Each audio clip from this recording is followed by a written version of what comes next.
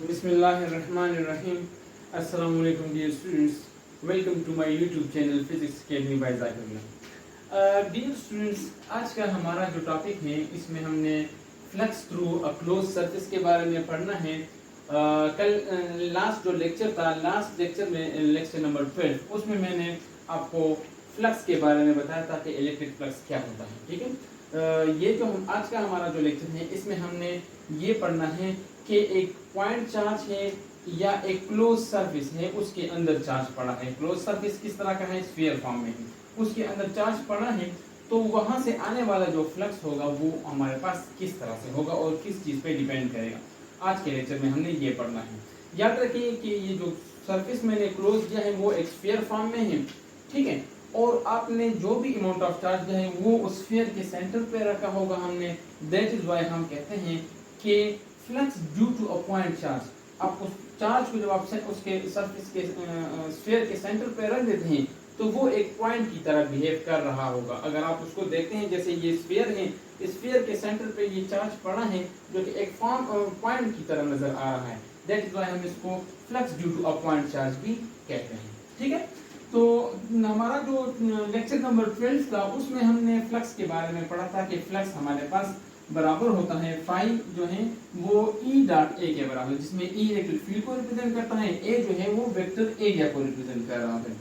इन दोनों को फिर मैंने एक्सपेंड फॉर्म में लिखा था, ई का मैग्नीट्यूड मल्टीप्लाई बाय ए का magnitude multiply by cosine of the angle between these two vectors. ठीक है, सो इस फार्मूला वो मैंने इस फॉर्म में भी लिखा था।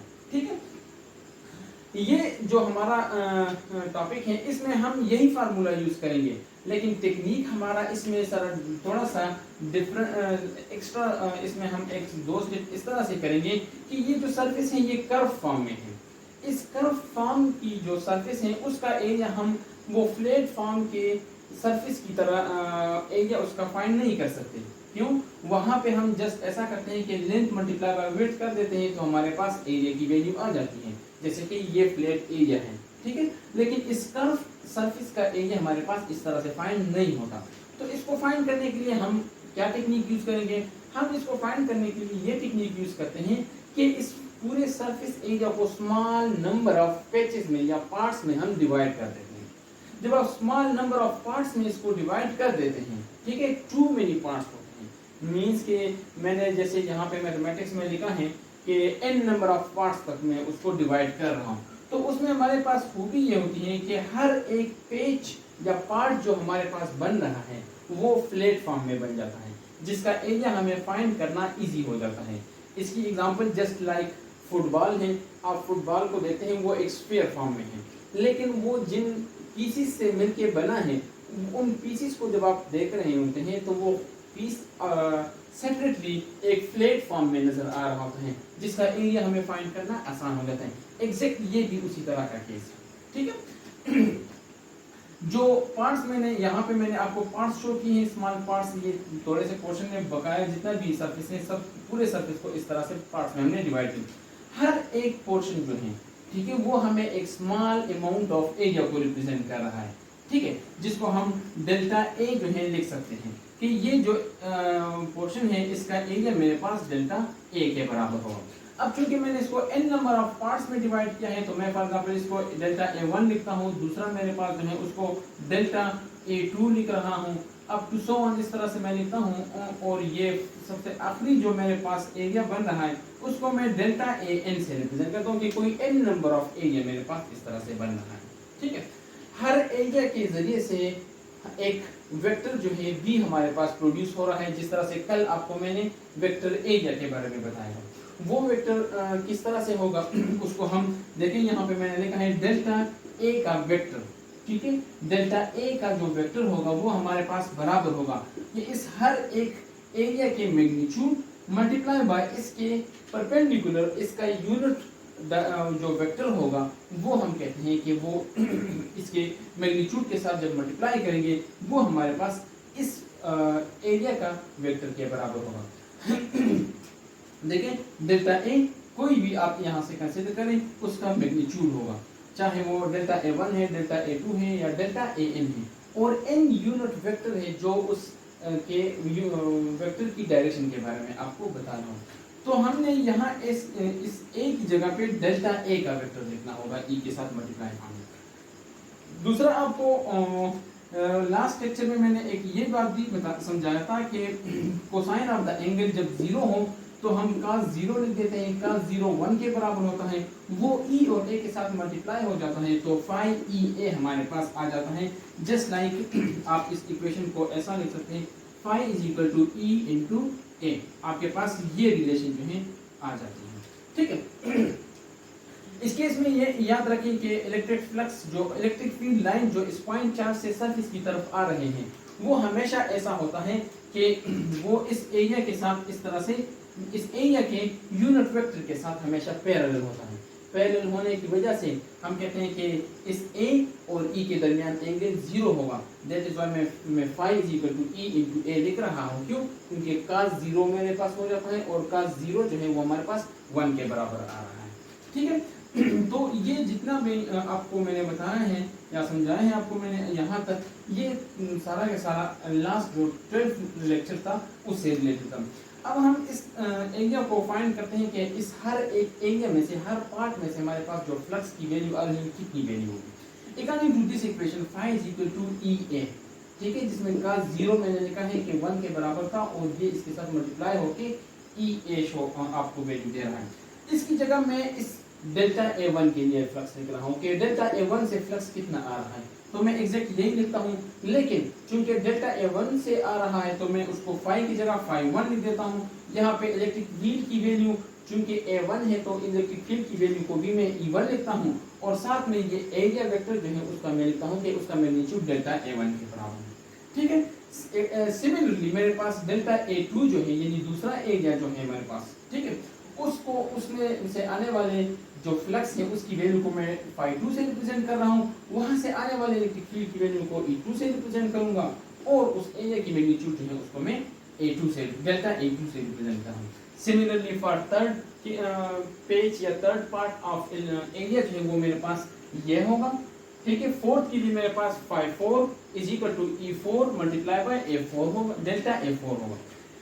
इस से को देख के मैं एक n नंबर ऑफ यानी एक जनरल पार्ट लिखता हूँ कि मेरे पास जो सबसे आखिरी पार्ट होगा एरिया का वो डेल्टा an अगर है तो वहां से आने वाले फ्लक्स की value delta phi n is equal to delta en multiply by en multiply by delta an के बराबर हो। ठीक है, जितने भी पार्ट्स मैंने प्रोड्यूस किए थे हर एक पार्ट से आने वाले फ्लक्स की वैल्यू को मैं अब मैंने फाइंड कर लिया है। ठीक है, फिर तो इसके बाद मैं ये देखना चाहता हूँ कि जो टोटल सरफेस है उस टोटल सरफेस की जो आने वाली फ्लक्स है उसका टोटल फ्लक्स क्या होगा। ठीक है, टोटल फ्लक्स को मैंने phi t से रिप्रेजेंट किया तो phi t मेरे पास बराबर होगा to the sum of all of the individual fluxes that are coming from each delta a।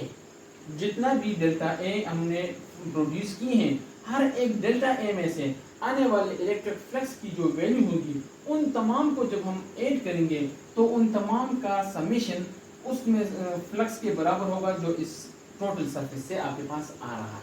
ठीक है, सो मैंने delta t equal to phi1 plus phi2 plus phi3 up to phi n लिखा है।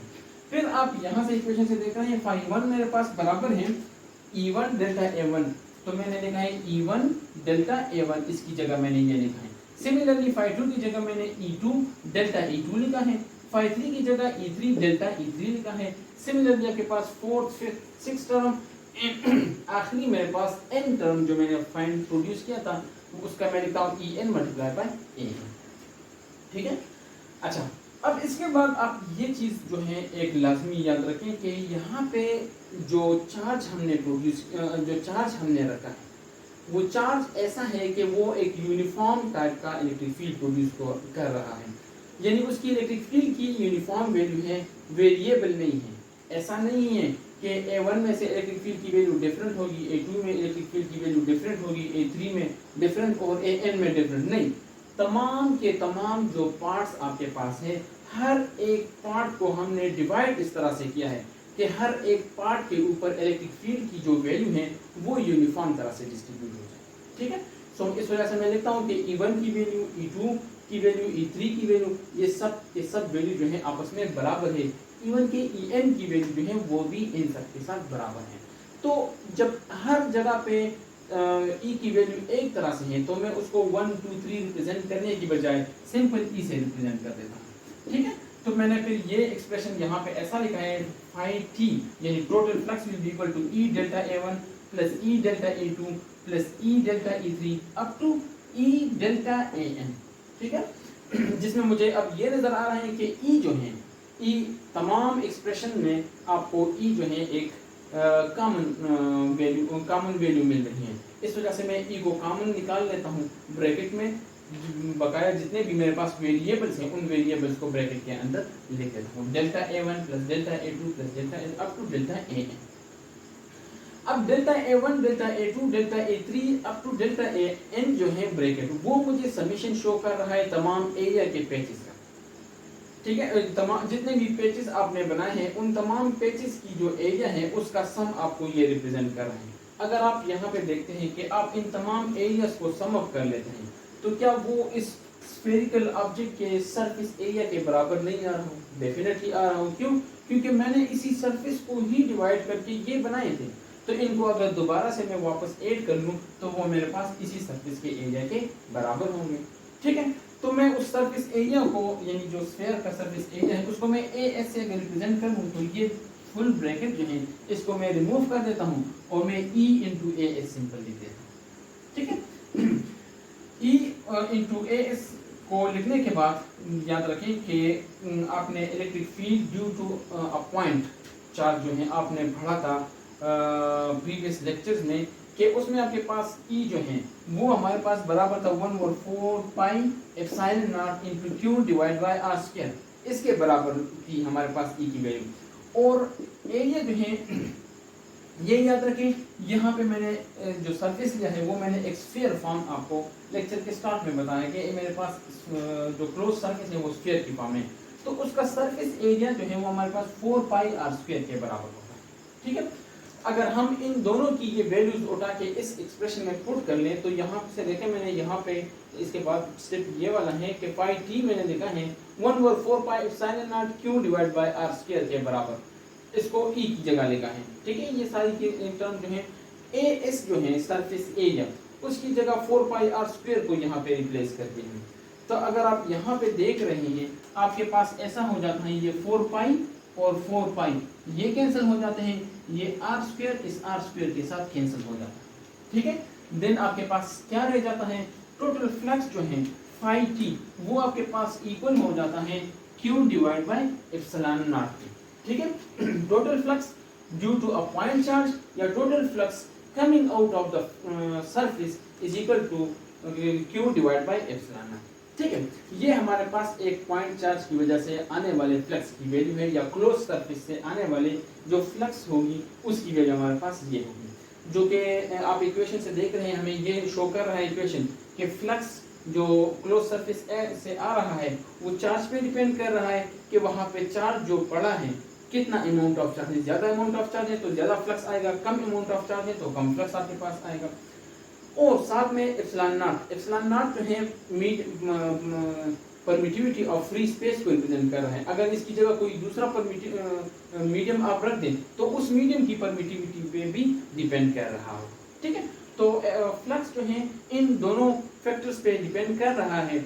Surface जो होता है आपके पास, आपने जो क्लोज सरफेस बना है इसमें यहाँ पे कोई भी पैरामीटर शो नहीं हुआ, हमारे पास ऑब्टेन नहीं हो रहा, जिसकी वजह से हम ये कह सकें कि क्लोज सरफेस की जो ज्योमेट्री है उस पे ये डिपेंड कर रहा है, प्लस नहीं उस पे डिपेंड नहीं करता है। ठीक है, और ये याद रखिए कि ये जो क्लोज सरफेस का कंसेप्ट है ये हमारा नेक्स्ट जो टॉपिक है गाजेस लॉ हम पढ़ेंगे। बेसिकली गाज जो था उसने ये कंसेप्ट दिया था चार्ज की सराउंडिंग में ये क्लोज सरफेस लेना, इस वजह से इस सरफेस को गाजियन सरफेस भी कहते हैं। ठीक है, तो ये आपके पास इसमें से ये दो कंसेप्ट आपको क्लियर होना चाहिए कि फ्लक्स डिपेंड किस चीज़ पे कर रहा है। दो पॉइंट्स कंसेप्ट जो है इससे रिलेटेड वो ये है कि अगर किसी क्लोज सरफेस के अंदर चार्ज पड़ा है तो आपके पास जो आने वाला फ्लक्स होगा, ठीक है, बाहर की तरफ आने वाला जो फ्लक्स होगा, याद रखिए उस फ्लक्स की वैल्यू को हम हमेशा पॉजिटिव लेंगे। ठीक है, सरफेस के अंदर चार्ज पड़ा है और फ्लक्स बाहर की तरफ आ रहा है तो उस फ्लक्स को हम पॉजिटिव लेंगे। अगर चार्ज जो है बाहर पड़ा है किसी सरफेस से और फ्लक्स जो है सरफेस के अंदर जाके वहां पे टर्मिनेट कर रहा है, तो याद रखिए ये जो फ्लक्स होगी इसकी वैल्यू को हम हमेशा नेगेटिव लिखेंगे, ठीक है। और अगर आपके पास थर्ड सिचुएशन में ऐसा हो कि फॉर एग्जांपल यहाँ पे चार्ज पड़ा है और यहाँ से चार्ज की वैल्यू जो इलेक्ट्रिक फील्ड की वैल्यू इस सरफेस के अंदर एंटर भी हो रही है और दूसरे साइड से वो फ्लक्स की वैल्यू जो है वो आउट भी हो रही है, तो याद रखें फ्लक्स की वैल्यू का एंटर होना और फिर यहाँ से बाहर जाना, इस सिचुएशन में हम कहते हैं कि इलेक्ट्रिक फ्लक्स की वैल्यू हमारे पास 0 होगी, ठीक है। सो ये 2-3 कंसेप्चुअल क्वेश्चन है, इससे रिलेटेड फ्लक्स की वैल्यू पॉजिटिव, नेगेटिव या 0 कब होती है और फ्लक्स डिपेंड किस चीज़ पे कर रहा होता है, इसको आप थोड़ा सा अपने साथ माइंड में रखें, ठीक है। इसके बाद जो हमारा लेक्चर है वो है गाउस लॉ से रिलेटेड, इंशाल्लाह उसको हम कल डिस्कस करेंगे। तब तक के लिए अल्लाह हाफ़िज़।